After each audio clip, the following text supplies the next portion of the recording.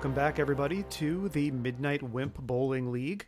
Oh, sorry. I'm sorry, everyone. Wrong show. Wrong show. This is, in fact, Puppet Masters and Castle Freaks, the internet's leading Charles Band-related podcast.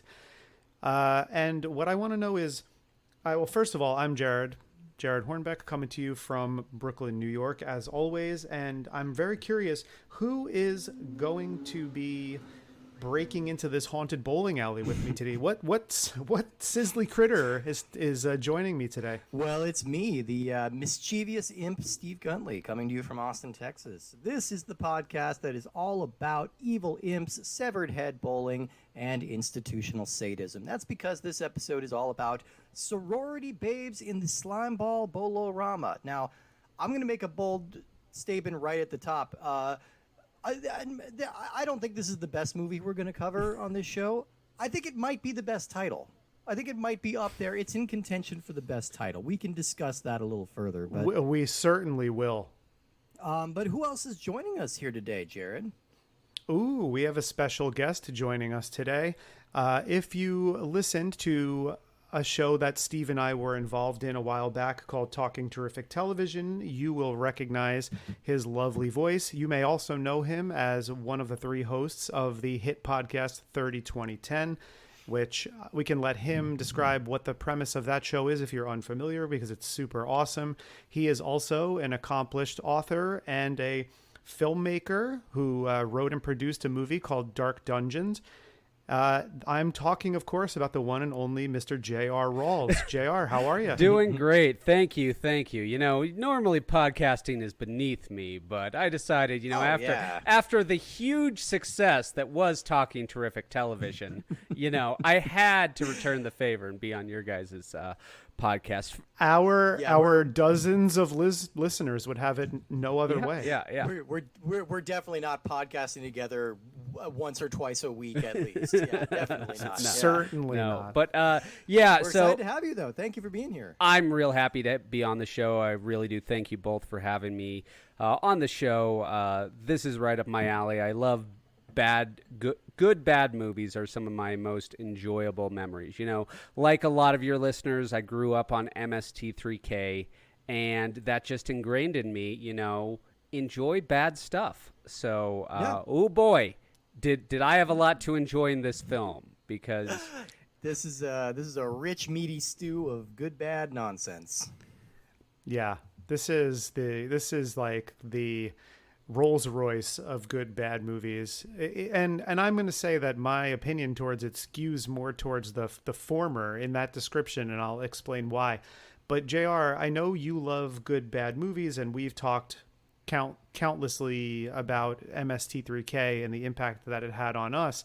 This is a really specific type of bad movie, for lack of a better phrase, and these movies, like college chicanery movies, for lack of a better title, are something that I remember seeing a lot of in the late 80s into the early 90s. So what is your history with this specific kind of erotic comedy, a sexy comedy, I guess we'll call it, and this movie in particular? So growing up, my local video store got bought out by Blockbuster, but before they got bought out, they had an entire row of videos just labeled cult movies. And I was like, cult movies? What are those? And I went through that phrase is going to come back in this episode many times. Oh yeah. Yeah. And I went down the aisle, and it was like Frankenhooker, Ghoulies, and this film, which, wowzers, what this genre is, it's the exploitation genre. This is 14-year-old boys are not on the internet in 1987. Only NASA scientists are on the internet in 1987. So even they can't download dirty things stuff. So what can we get those 14-year-old boys in the 1980s that will draw them in? And the cover to movies like this is like half the selling. It's like you're walking down the aisle and you're seeing like a girl. She looks a little nasty. She's standing in such a way that it's not quite pornographic, but it's hinting at some naughtiness. And yeah, that was a whole genre. I know to our younger listeners it seems insane, but that was the pre-internet world, and it really had a niche that people wanted to fill. And that niche combined with horror, the two things, sex and horror, really do blend themselves together, especially in the 1980s. Now, I wonder if any of us would have paid any attention to this movie at all if it used its original title. It was just going to be called The Imp. No. And I think you could even have the same cover art that you have on here, which is Linnea Quigley standing like spread-legged over a bowling alley with evil claws behind her. Like, even that, if you have the title The Imp on there, then like your eyes are just going to glaze right over it. But you see Sorority Babes in the Slimeball Bowl-o-Rama. That's a title that actually has like some texture to it. It feels goopy. It feels gross. And that's great. I think it's, like you said, probably the best title you're ever gonna cover on the show. The only contender I think that is like maybe in the running, Surf Nazis Must Die. That's another. And that's a trauma movie. Oh, yeah, is that trauma? Okay. But we do get like Cannibal Women in the Avocado Jungle of Death. That would be a contender. That would be a contender. Like, yeah, a Ginger. There's a lot of them. These fall under the category of like Hobo with a Shotgun, where it's like the title just really describes to a T what you get in this movie. You get sorority babes. You get a scuzzy looking bowling alley. I mean, you also get, a little stinker of a mischievous imp, and you get some classic David Dakota softcore nudity. You do. On 30-2010, the podcast I'm on, in which we talk about all the movies and TV shows that came out 30 years ago this week, 20 years ago this week, and 10 years ago this week, we're just about to take on Sharknado. Now, that's another title. That's another movie where you see it because of the title. It's got a garbage budget, garbage acting, but you see that movie because you want to see sharks and tornadoes combining. And in this film, you want to see the sorority babes. That you do. You're like, hey, I like sorority babes. And the addition of Slimeball, you're like, whoa, how gross is this? And you know what? The bowling alley is not inherently that gross. I didn't see anything in this bowling alley that was like dripping slime or was really off. Did you? No, nothing really. No, it's just kind of a regular bowling alley. It is a regular bowling alley, but there's a textural thing that I really liked, which was that the whole place is carpeted. That is true. Which it just smells like shoes and cigarettes. Yeah. There's a very specific kind of built-in thing. I think. But if they would have just called it in a bowling alley, again, it wouldn't work. You wouldn't be interesting. But by throwing in that slime ball, then that draws you in. And the O-Rama is just like a nothing word that also draws you in. O-Rama means nothing. Define O-Rama to me. Yeah, exactly. I mean, when did that originate? Obviously, we all know it from like Futurama, things like that. It's clearly like a 40s, 50s, 60s kind of superlative. But like, I'm curious about where that O-Rama suffix came from because... Without doing any research, I'm going to say it probably came sometime around the 1950s monster movies. Oh, because they would have like, I mean, I guess panorama is sort of like the derivation, I guess, right? Like because Panavision, panoramic, like that kind of idea. Listeners, if we're wrong about this, feel free to write in and totally correct us. But I do think that when people started to refer to things in like, panorama as being a way things were shot, they started to just replace the beginning of the word with whatever the genre is. Like I go to the Mahoning Drive-In Theater usually every year for a festival thing called Schlockorama. And it's basically, they just show a bunch of old movies like that. And I'm going to assume that's where the etymology of that word comes from. But if listeners, if you know the true meaning of that and when it began, please let us know, because we don't mind being corrected on matters as pressing as this. Yeah, absolutely. I want to jump in real quick with just some details about this movie, just some basic production notes and some overviews. Sorority Babes in the Slimeball Bowl-o-Rama was released on January 29th, 1988. Classic January movie. It's directed by David Dakota and written by Sergei Hazanesh. Probably mispronouncing that. My apologies to Sergei and his one and only screenwriting credit. And this stars Linnea Quigley, Michelle Bauer, Andres Jones, Robin Rochelle, Hal Havens, George Buckflowers, Brink Stevens, and Dookie Flyswatter. I love the name Dookie Flyswatter. He is the voice of our evil little imp here. So this will be the second time we've talked about David Dakota on our show. He's Charles Band's kind of sleaze consigliere, I guess you could call him. He sure is. He's the guy that Charles Band brings in to do all the sleazy stuff that he feels too uncomfortable to do. This was only his third feature film, but the style was already pretty set. I feel like his abilities are still on display, the abilities that he has to turn things around. Really, the big behind-the-scenes draw that we need to talk about here is our star, Linnea Quigley. Oh, yeah. She Linnea, is such a scream queen. She is like one of my top 3 80s scream queens. She's such a fun personality. Like she just really has like a specific energy that is all her own. And yeah, she is kind of scream queen royalty. We know her from movies like Return of the Living Dead, Silent Night, Deadly Night, half of Graduation Day, a whole bunch of stuff like that. Like she's kind of all over the place, and she's still working a lot today. Apparently, she still puts out about 3 or 4 movies per year. You know, so she's still kind of going at it.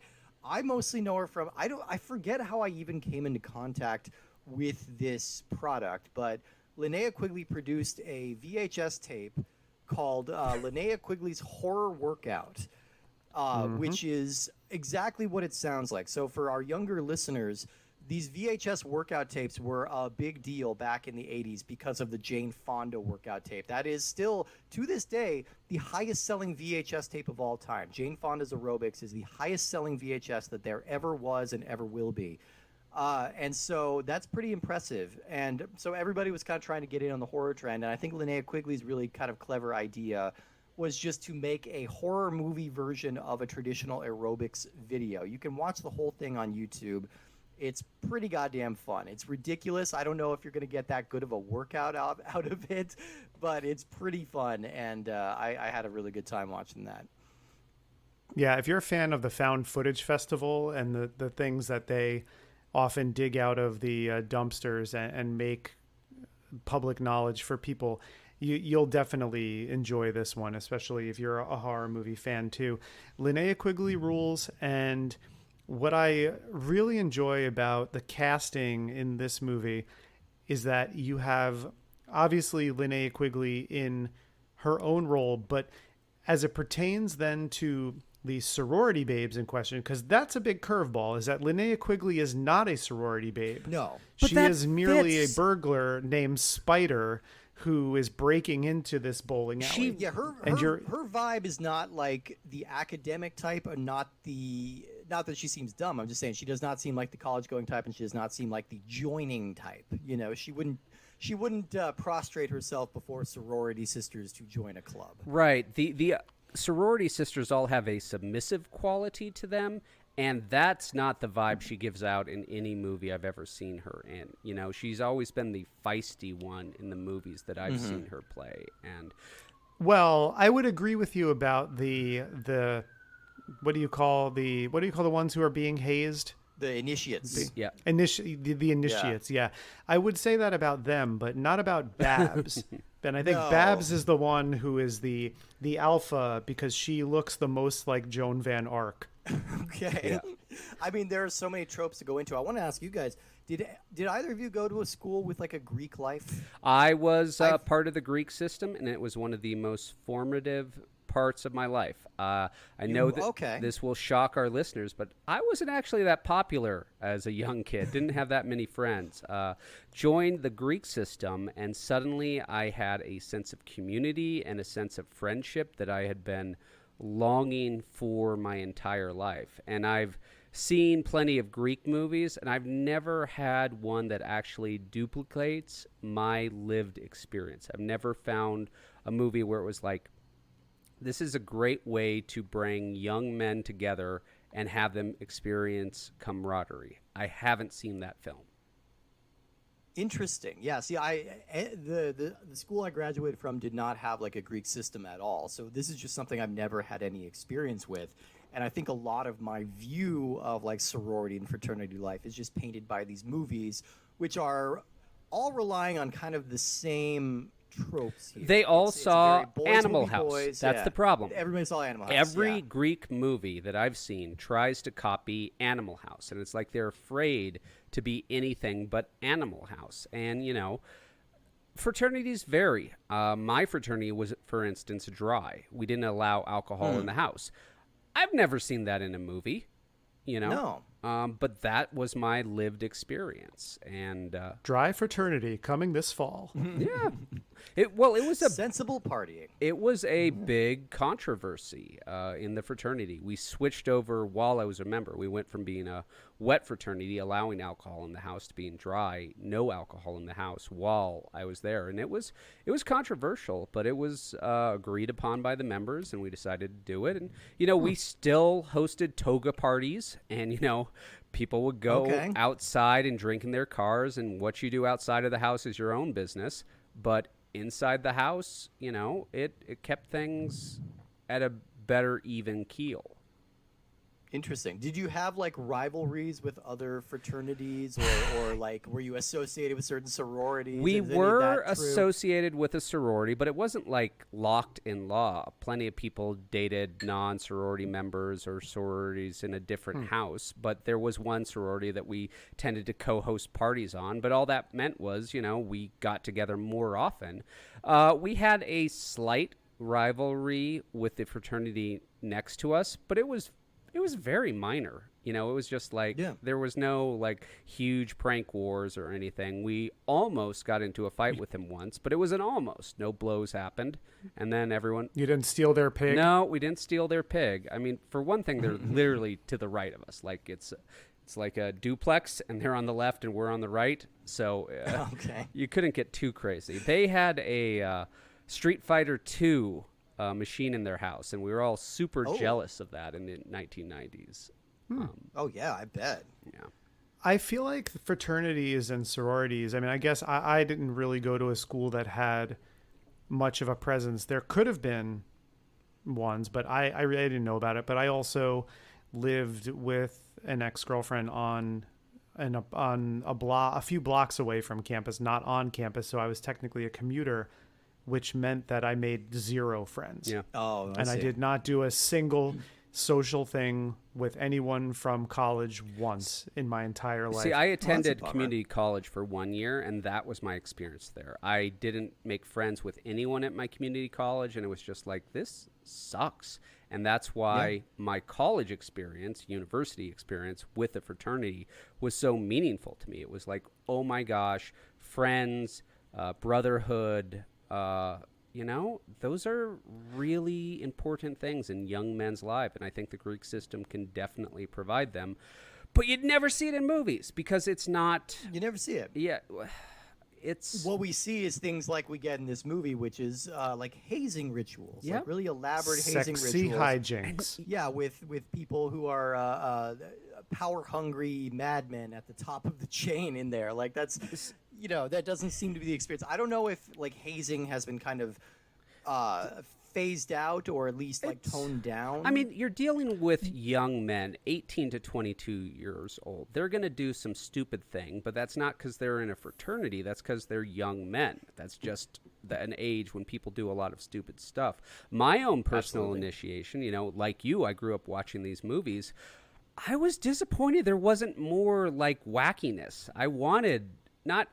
I guess it sounds strange, but yeah, I wanted a little bit of hazing. I wanted a little bit of like, I went through this crazy thing to join, but it wasn't that crazy. There were a couple of things. We lived in the basement for a week, but that was just like a sleepover, basically. And did you at least get like cool nicknames like Beefer and Toad Monster or things like that? I don't know. Some of us went by our last names. Like I was always called Ralls, and another guy was always called Nitka, and that was just that was as crazy as we got. There was no like Bluto or Beefcake or anything like that. That's a bummer. That's a bummer. But I want to talk for a second about these hazing rituals in this movie because I find it to be interesting and, dare I say, refreshing that these three characters are sort of styled in the style of the Revenge of the Nerds characters. Like, obviously, it is borrowing a lot from that, but there is never the cool fraternity that is the foil to that. They didn't have the budget. I mean, this is but I'm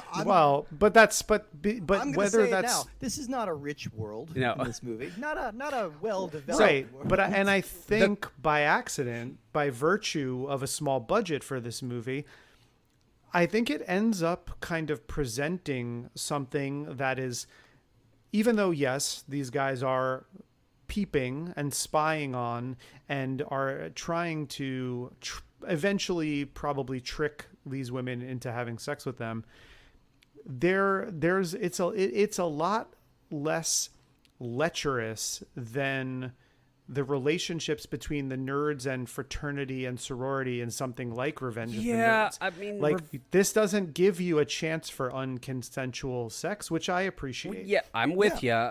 Revenge on the Nerds is a whole lot of yikes, which maybe we'll cover in 80s in depth someday.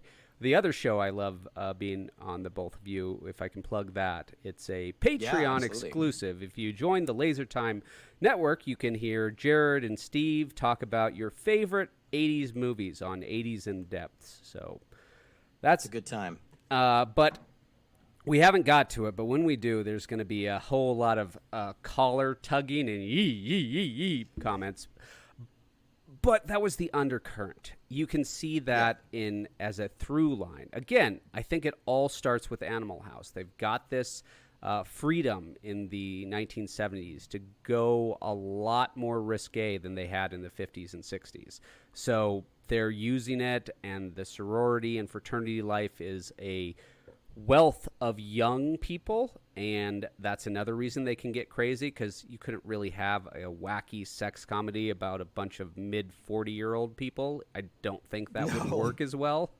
Not so much. So they throw in things like the sorority here, where you have a grand total of 3 members of the sorority who are initiating 2 new members, which, that sorority is on the brink of extinction if that's their numbers.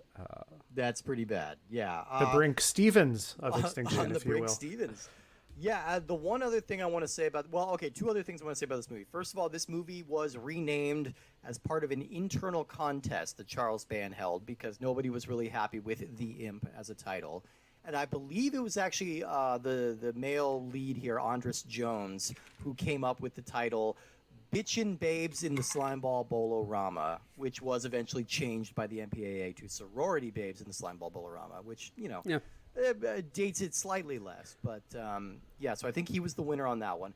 The other thing to note here is that if a lot of people are recognizing this title and you're around our age, you probably saw this movie on USA's Up All Night, because this is actually the highest rated episode of that very seminal early 90s show. Wow. Which makes it roughly the 1 billionth highest rated show of all time. Good old Rhonda Shears. I spent... I saw that one. I spent many a night staying up for USA's Up All Night to watch garbage, to watch tintillating movies where they had to cut out all the tintillation. And this is actually my first time watching Sorority Babes in the Slimeball Bowl-o-Rama. I saw the cover at my local video store numerous times, and a couple of times I was asking my friend to rent it with me, but he had already seen it and said it wasn't very good, so I never got around to watching it. There's a lot of nudity, and we're talking full frontal nudity. in this film. Yeah. I'm shocked that they managed to get this be an R, actually, given how much nudity is in this film. So they must. And it's pretty much only Michelle Bauer and Brinke Stevens. So props to them for being game and for being willing to go for it here. I want to talk they about nude a lot in this movie. I want to talk about the two of them for a second, because Brinke Stevens and Michelle Bauer, Michelle Bauer especially, were sort of part of this softcore, and they probably even. I think their filmography went beyond softcore, but really what I recognized them for was around the same time I was watching Up All Night, because I could watch that in my bedroom, because there was a basic cable in my house, in my bedroom, but in my living room or family room downstairs, there was a black box, which I've talked about before on the show. And I was able to get all of the premium cable channels. And I remember I was obsessed at this time, 1990, 91. I was obsessed with Nightmare on Elm Street as a property.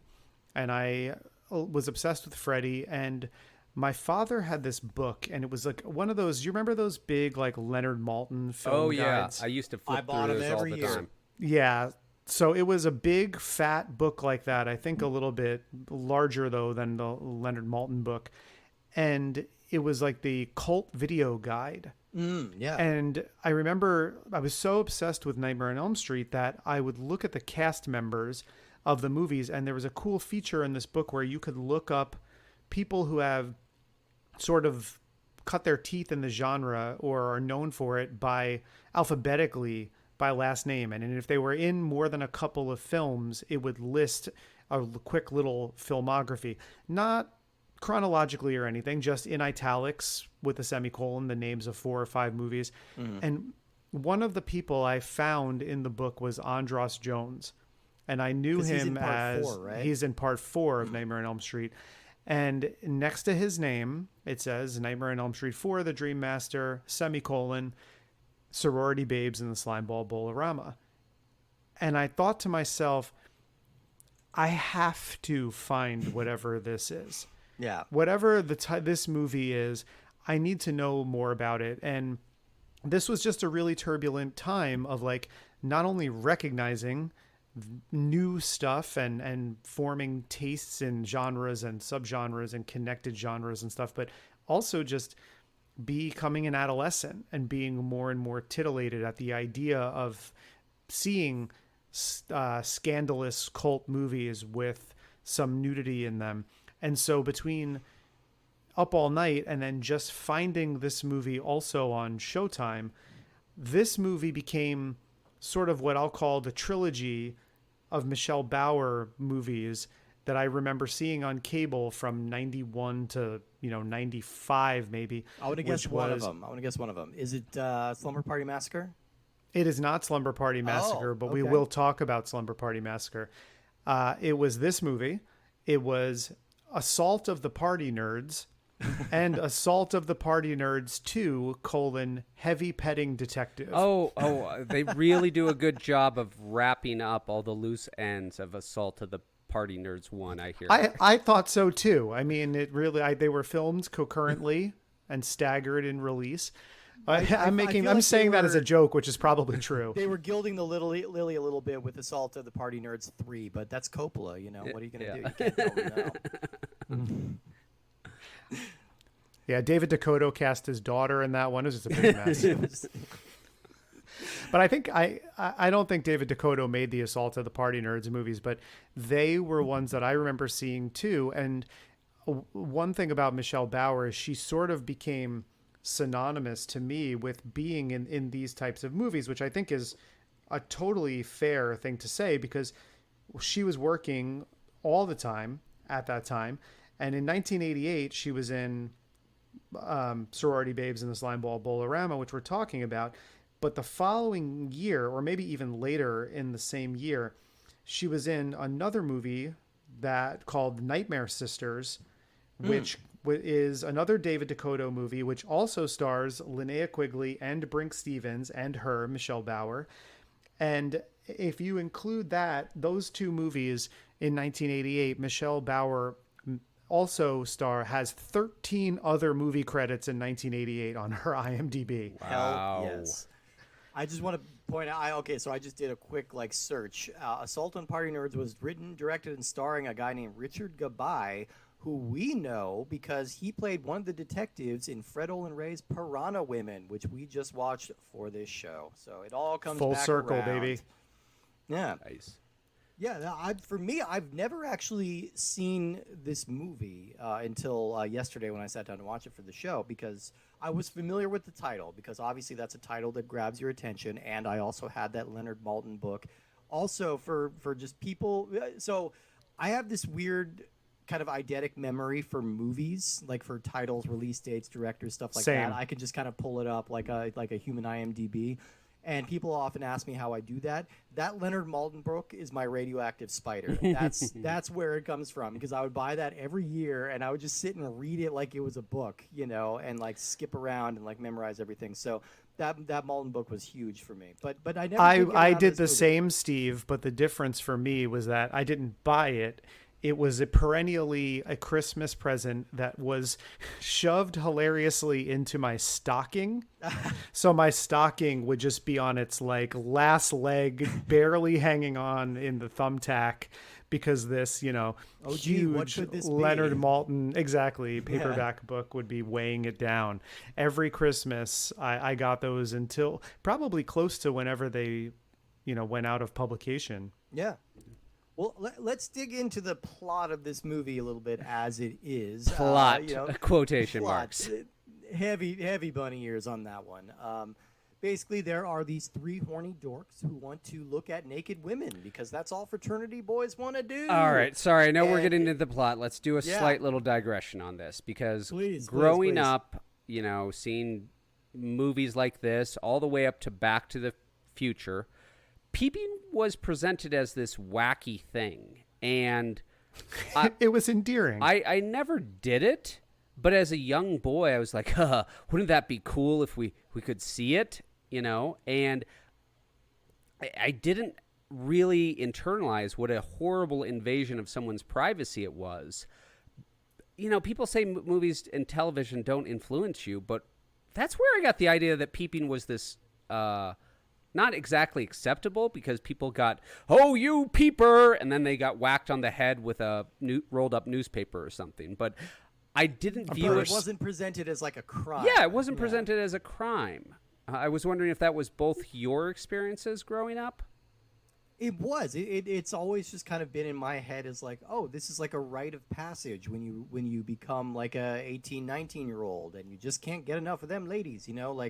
It's always framed as good-natured mischief, when it's really a huge invasion of privacy and borderline sexual assault. Yeah.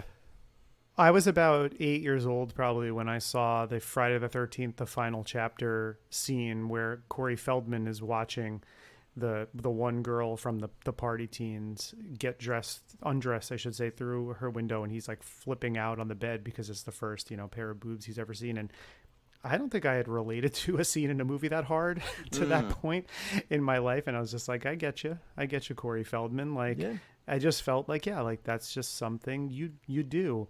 And it's not until you hopefully grow up and become an adult and grow and evolve as a person that you understand boundaries and consent and what that really means. And I feel like a lot of kids are going to have those boundaries built into them already, or they're not going to. Not every kid is going to try and do a peeper move here, but it was a thing that was ridiculously normalized, and that's what our three, again heavy air quotes, heroes are doing at the beginning of this movie. They're sitting around watching TV, getting bored, and they think they need to go bird dog some chicks, so they go over to the local sorority house, Phi Delta, which they call Felta Delta. And they peep in on an initiation hazing ceremony where the three existing sorority sisters, with their head played by Rochelle, what's her name? Rachel Rochelle? No, I have the notes open right here. I know her name. I'm smart. I know things. Her name is Robin Rochelle. Thank you. I was getting my R names mixed up. Robin Rochelle plays the super bitchy kind of dominatrix head of this sorority. And they're putting the two new girls through their paces. And this is Michelle Bauer and Brink Stevens. And basically their paces means putting them in panties and a crop top, bending them over the couch, and spanking them with a big paddle for 25 minutes? Yeah, Babs has some issues, yo. I mean, Babs is a full-on lesbian, or at the very least bisexual masochist. Full-on, she gets pleasure from other people's pain. That's her character, right? Well, and again, it's worth noting, we talked about David Dakota once before with our Test Tube Teens episode, but he is a openly gay man who is often presenting these very heterosexual fantasies, which makes them they're pretty funny and pretty quaint to watch, because I did not feel like titillated by anything I'm seeing in this movie, but like it's so tropey with the big paddles, the whipped cream, the slow shower sequences. It's all like, it seems like a very stereotypically straight guy thing to be. Right. But we're not 13 in 1987. I think that has to be asterisk there, because if you were 13 in 1987 watching girls being paddled by other sexy girls, girls getting whipped cream sprayed on each other, which is such a ridiculous part of the initiation. Well, now it's time for the whipped cream, and they just like empty like 2 cans apiece, and the girls are just standing there taking it. And then, I mean, I'm just gonna say, when food products get involved in sexy scenes, I'm immediately out, because all I can think of is how sticky everybody's going to be, and I hate the sensation of being sticky in any way. I mean, I've attempted food products a couple times, and it's stupid and dumb, and I only did that because of movies like this or whatever, and it was like, or like 9.5 exactly weeks, or, Varsity Blues, man, come on. Oh right, we know which one it was. I want to take a moment though to talk about Robin Rochelle, Brink Stevens, and Michelle Bauer reunited, the three of them, from Slumber Party Massacre, which is another movie not directed by an openly gay man, but written and directed by women. Yeah, that sort of plays the straightforward slasher movie with a bit of humor and subversion. So that's a whether like, intentional or not, that series is kind of like a low-key feminist like gem. Like, I think that especially that first movie is pretty fantastic. Like, but yeah, it is great to see the three of them here together. They're all very fun, they're very cute, and they're very game for kind of whatever this movie is throwing at them, which I really appreciate.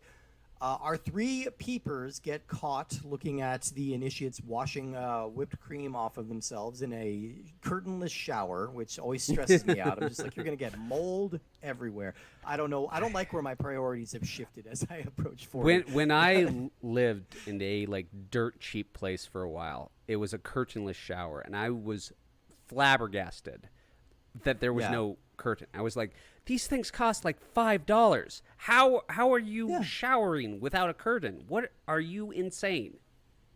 Yeah, I don't know how they do it, but they go for it, and it allows the 3 nerds access to it. But they get caught by Robin Rochelle, who brings them inside and forces them to be a part of the final phase of the initiation, which is to break into a local bowling alley, which is situated in a mall, and steal a bowling trophy. And then bring that back. That's their whole mission. Let's unpack that for a second, though, because we have caught these 3 boys doing borderline sexual assault on our new initiates. Obviously, the wise thing to do is to send them all together on a mission to put them in close proximity in a dangerous situation. Yeah, again, it's just kind of rewarding the whole boys will be boys kind of vibe of these fraternity hijinks, you know? Like, I mean, if you guys have a better idea, I'd like to hear it.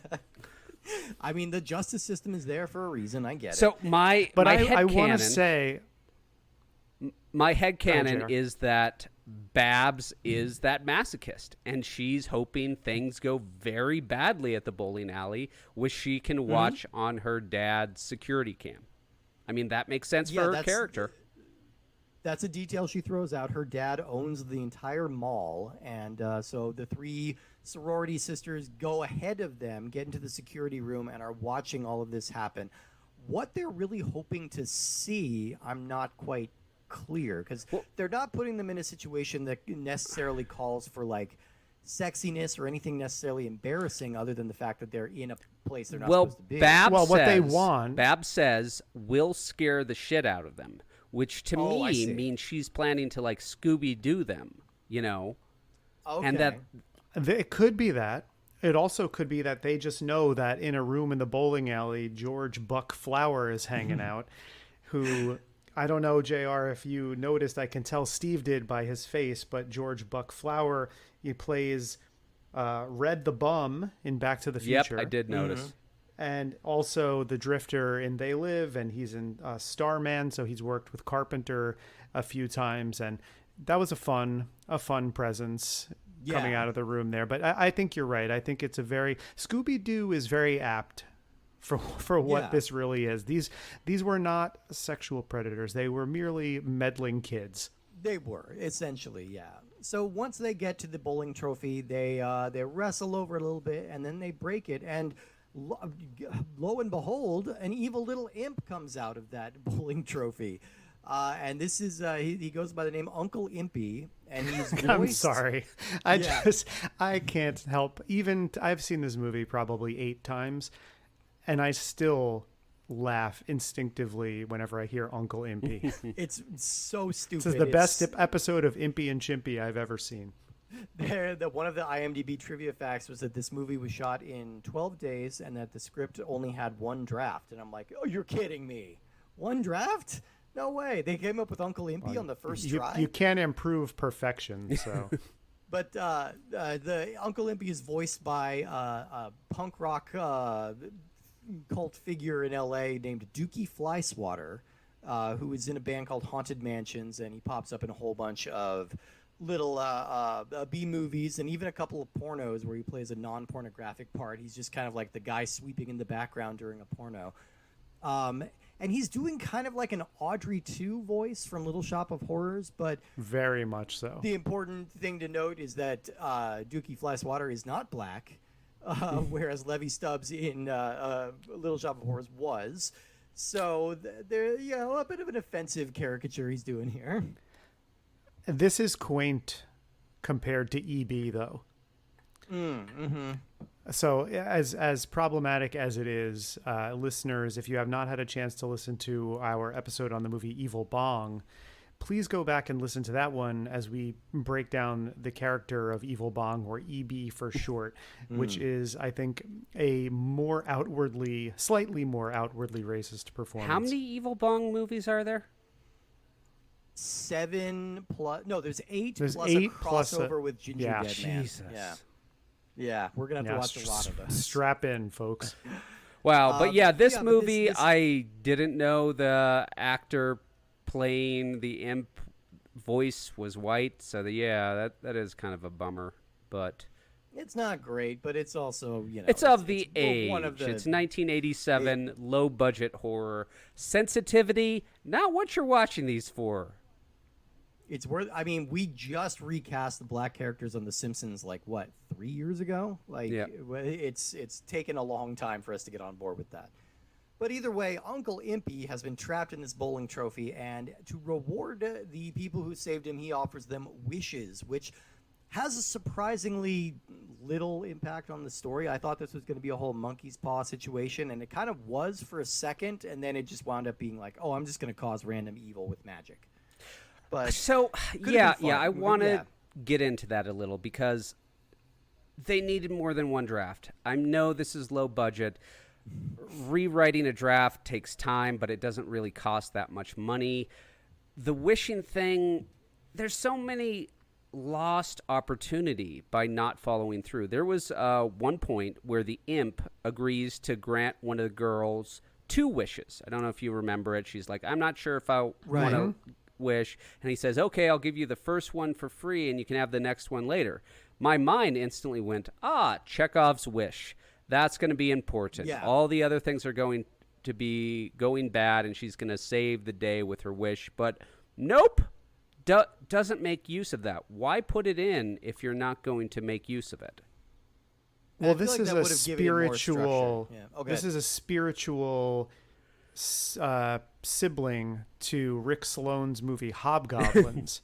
Oh, right. which is, if you've seen on Mystery Science Theater 3000, came out about 6 months after this movie did, and essentially features the same thing, which is that these little mischievous creatures, but the draw for that movie were the hobgoblin puppets, of which there were at least a few, who were let out of a haunted film studio. vault? Yeah.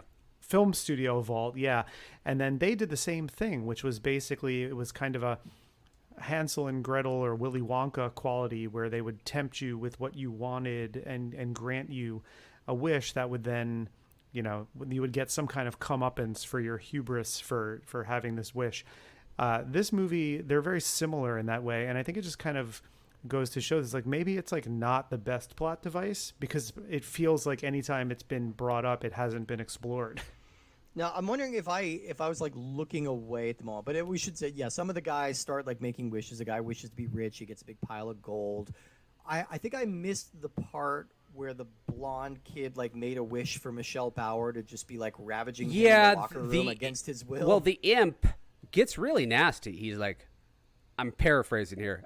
You want to raw dog her, right? That's what you want. You want to do all that, the sexy sex time with her? That's what you want. That's what your wish is going to be. He's like, yeah, I do want that to be my wish.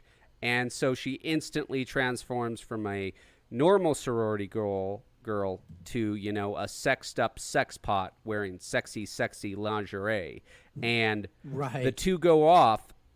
And then the character has like a moment of consciousness, which, speaking of 80s tropes, I wasn't expecting. Having sex with someone mind control is obviously horrible. It's god-awful. It's not something we do in real life. But as a fantasy, you'll see it again and again and again in fiction. This character actually has a bit of humanity, where he pulls back and he's like, actually, I think you're doing this because of the spell. Well, no, duh, that was what your wish was for. But then he's like trying to not have sex with her, and she is full going on him. She's like biting his thigh, grabbing his crotch, stripping at him down to his skivvies. She is licking his socks. Yeah. I know for sure that actor had to be getting pretty flustered during that shoot, because it looks like it's about ready to turn into a porno. Yeah, it has a very improvisational feel, and they edit that scene in a really strange way, where like it's probably 30 seconds of the movie, but it's spread out over like a full half an hour. Like it those cuts characters back are just to occupied. Yeah, right. It cuts back to it, sort of implying that this struggle has been going on for minutes, if not hours. Yeah.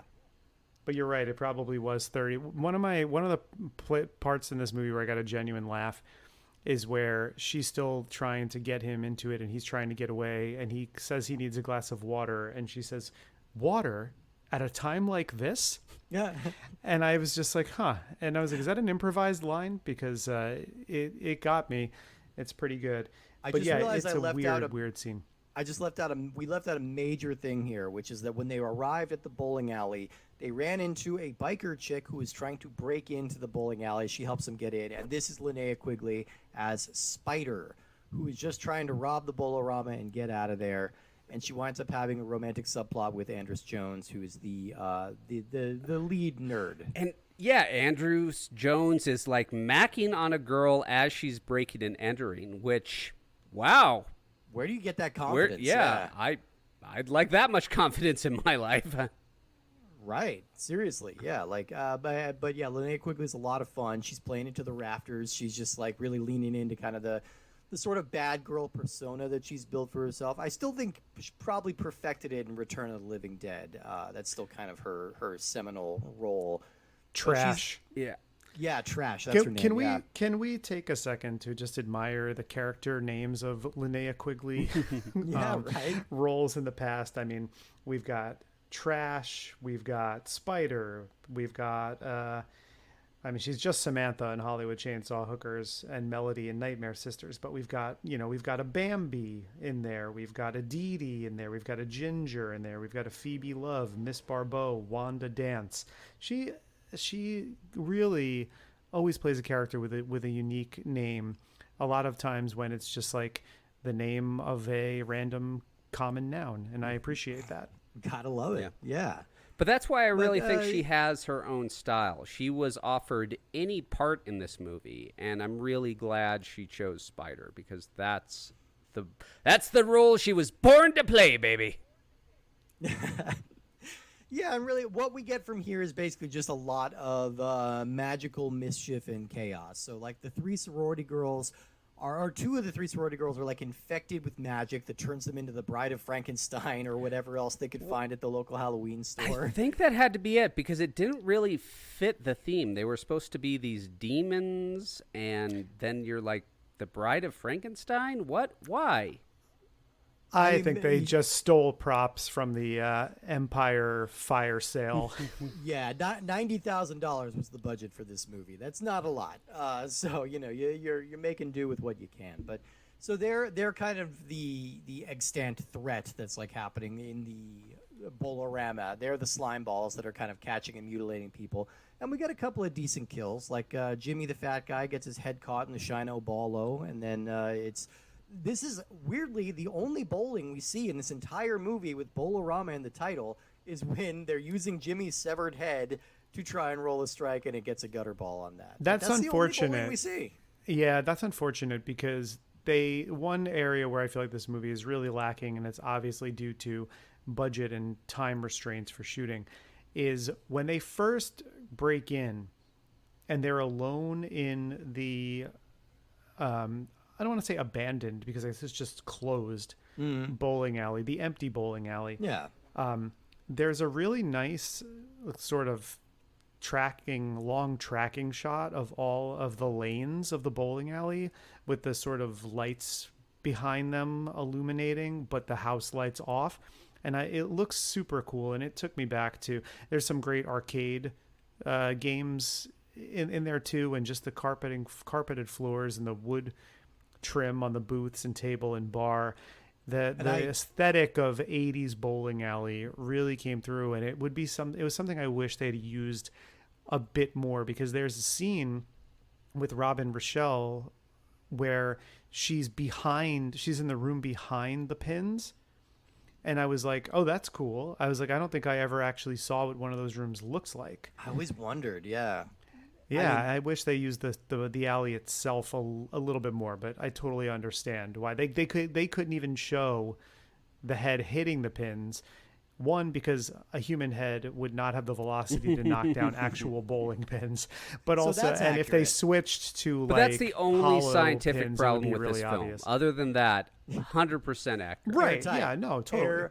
Tight. I mean, I imagine we all first went to a bowling alley in the 80s, right? Is that true for all of us? Absolutely.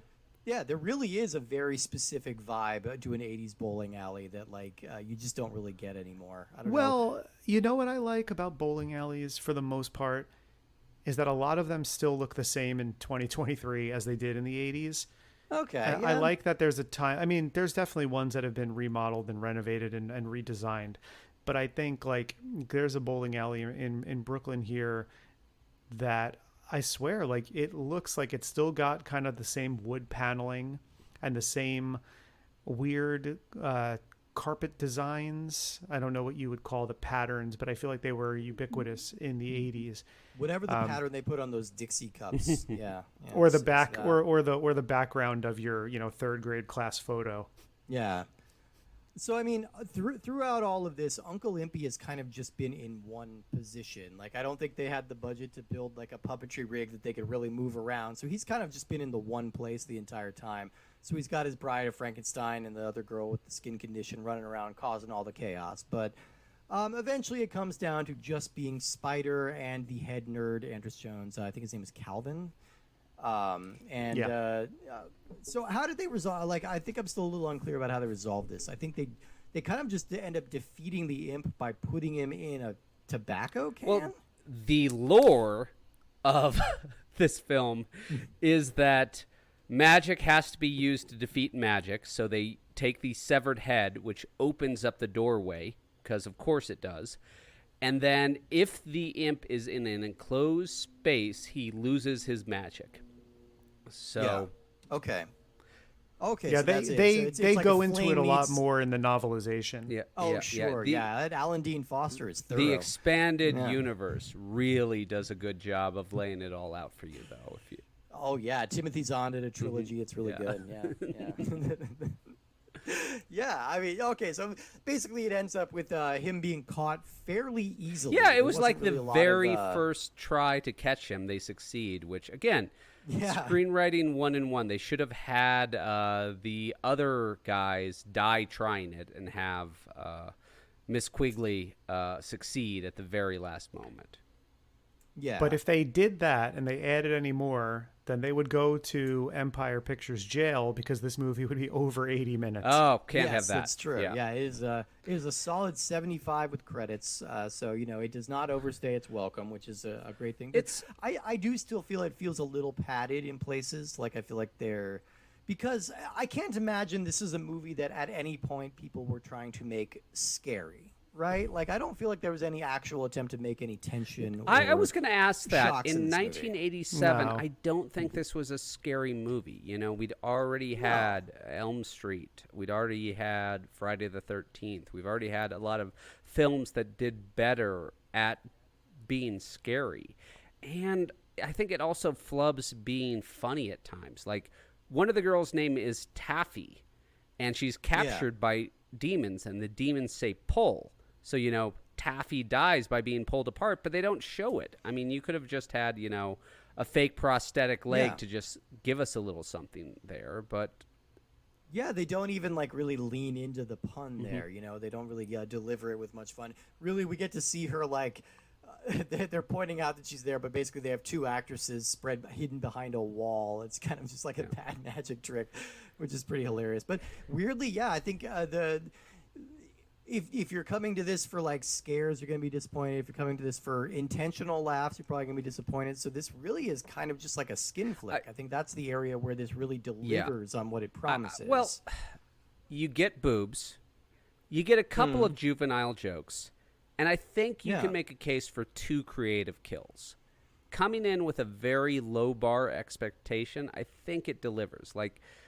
I know it's stupid, but I actually like the scenes where the guy had bad hearing and he kept misunderstanding what they said. I know that's 1930s vaudevillian humor, but it worked with me a couple times. But hey, I'll take it. No, that worked a bit, especially because it's George Buckflowers giving all this really clumsy exposition, and I like that they're spicing it up a little bit because otherwise it's not that interesting to listen to. Yeah. But yeah. No, the draw of this movie 100% is the skin, and that's I think what Charles Band was concerned about, and what David Dakota was concerned about, and what the adolescent viewers who were now. I do think it's funny for anyone to have seen this movie first on Up All Night, because most of, like you said earlier, JR, most of the stuff you were tuning in for was edited out. But I feel like all that did was make finding the complete movie all that more of the director's cut. Exactly, the extended director's cut. Seeking and finding that, it made it all the more rewarding, I think, because I feel like my introduction to a lot of films was on USA's Up All Night or Joe Bob Briggs' Monster Vision, and those are on USA and TNT, and so they couldn't show any of the actual nudity, but you knew there was something that was juvenile and titillating and also a bit risque, but also that these films had a reputation, and there was enough there that hey, if I wise up and I see this thing on regular cable, then I'm riding the money train. Yeah. But I think it's good for that. But there's at no point were they trying to make anything other than a skin flick that was also sort of a comedy. Any of the horrific elements are played for laughs.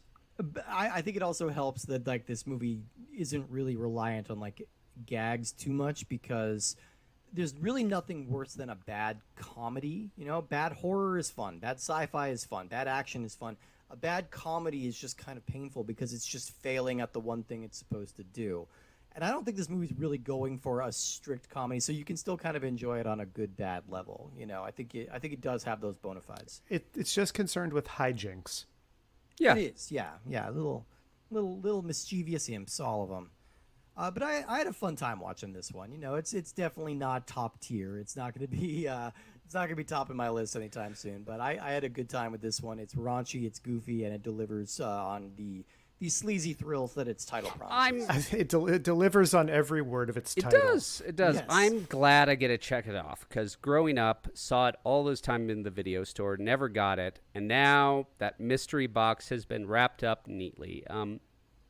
If I want to give it far, far more credit than it deserves, there's a scene where Demon Babs says, "You'll never get into the sorority now," which, again, far too much credit. But in the Romero zombie films, the zombies go to the mall because consumerism is what they really care about. So in this film, right, Babs, even after she's a demon, what she still really cares about is her sorority. So, yeah, there's something there. There's a power struggle. There's a there's a little bit of an undercurrent with that character, but it also might be just like a gay man being catty about a lesbian woman. Possible. It could be that. Could be. But you never know. Well, great. Yeah, so I think we'll probably hold off on ranking this just because I don't know what order this is coming out. We'll plug it into our list and we'll come back and catch everybody up when we've got the order sorted out. But I do want to revive a feature that we have neglected a couple of times here, which is asking everybody, what else are you full moon featuring right now? What else is exciting in your life? What are you interested in? What are you checking out? What do you recommend? Well, I'm the world's biggest Indiana Jones fan, so obviously I'm super stoked for the new Indiana Jones film. I've held off on watching it because my son is at summer camp, and after quarantine began to be lifted, they still didn't have a lot of movies in the theaters, so they were showing old movies. And the first movie I took him after any movie theater was opening up and we felt safe to go was Raiders of the Lost Ark. So he saw that in the big screen. And then we saw Temple of Doom together on the big screen. And then Last Crusade on the big screen. And then we saw Crystal Skull at home, but whatever. Yeah. So, like you do. I am such a great and awesome father because I am waiting to watch it on the big screen for the first time with my son. So that's going to be a nice little experience I'm looking forward to. I'm excited. It's still a movie that I've kind of refused to believe it exists until now because it feels like something that should not exist, like an 80-year-old Harrison Ford playing a 70-year-old Indiana Jones. But now I've seen trailers for it and I'm kind of excited. Like, it looks solid. It looks like it's going to be a lot of fun. So I'm definitely going to see it. And you know what? Even like Crystal Skull, which is objectively a bad Indiana Jones movie, it's still an Indiana Jones movie. Like, you're still getting that fix. You're still getting a little something from it. So you got to give it credit for that. Jared, how about you?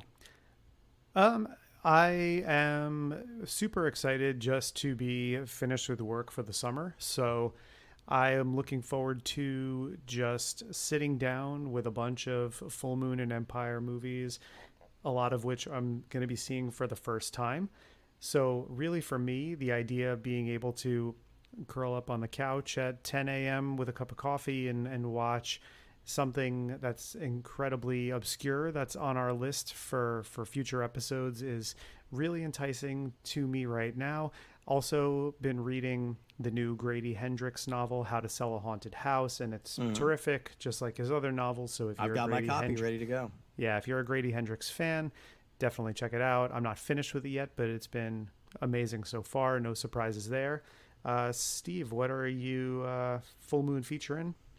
Well, I'm very excited because yesterday, after 6 solid months of effort and frustration and joy and wonder, I finally beat the game Elden Ring. I've been playing it forever, and I've been stuck on the final boss probably for the last 3 weeks.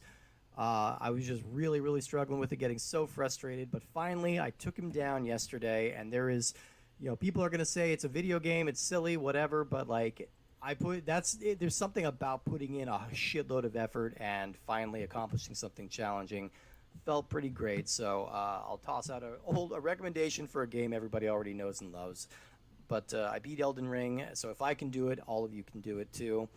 I also just saw Asteroid City, the new Wes Anderson movie, a couple days ago. Now, I like Wes Anderson. I've never been like a super fanboy or anything. I realize most of his movies I kind of just see once, enjoy it, and then don't really think about it again. Same. This one really, really, really worked for me. Asteroid City is probably his best movie to date. I think it's so fun. I marvel at the confidence and the control of tone that man has, because his movies look and sound like nobody else, and still they manage to not feel pretentious or try hard or anything like that. It's just kind of a natural extension, and I really strongly recommend Asteroid City. Cool. Definitely Glad to check hear that it. out. JR, thank you so much for taking the time to join us today. Before you go, is there anything that you want to plug while you've got the mic? Just my current podcast I'm on, 30-20-10. If you're at all interested in pop culture, it's a fascinating romp to see how it changes and how it doesn't change over the 3 decades. If you're listening to this, you probably have a fondness for the 90s. So at least check out our first segment and stay for the rest. 30-20-10, found where all your podcasts are found. Absolutely. 30-20-10 was one of my first podcasts. It was one of the first ones that got me into podcasting. So I still find it kind of like crazy that I'm recording episodes with you guys fairly regularly now, and that's pretty exciting. It really is one of my very favorite shows. I never miss an episode. Same. I was a Laser Time listener, and I started with 30-20-10 from episode 1. And so I've been there the whole time, and yeah, absolutely would love to plug that show. It's terrific, and definitely, listeners, if you've never heard it, definitely check it out. If you have been enjoying what you've been hearing so far on Puppet Masters and Castle Freaks, then jump on Apple Podcasts or Spotify or Overcast or wherever you're listening to podcasts. And if you're able to, rate and review the show. It'll just help us to get your feedback, to make the show better and stronger as we go on, help us reach a bigger audience. If you like what you've been hearing, tell a friend. If you don't like what you've been hearing, you can think it, but please don't tell anyone that. Keep it to yourself. And if you want to follow us on our official Instagram or Twitter, Puppet Masters Castle Freaks, or at Castle Freaks 888 on Twitter, Puppet Masters _ Castle Freaks on Instagram. If you want to jump on there, see what we're up to, follow us on our socials, leave us some comments, stories, questions, anything that you want. Definitely feel free to reach out to us. And Steve, where are we headed next week? Oh man, that's really hard to say, because we're kind of all out of production order here. So I might edit this out and change it in for something later when I figure that out. But I believe our next episode, we are checking out a little dive. They've got some trinkets, and they've got some baubles and a couple of noteworthy scenes. It's really more of a tourist trap, though.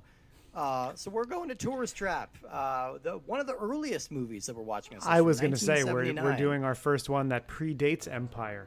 It does, yeah. It's from Charles Band Productions, so one of his very first movies. A movie I know by reputation, but I've never seen, so I'm excited to check this one out. I'm excited for you to see it. All right, so thank you so much for joining us, everybody. We will see you next week for Tourist Trap.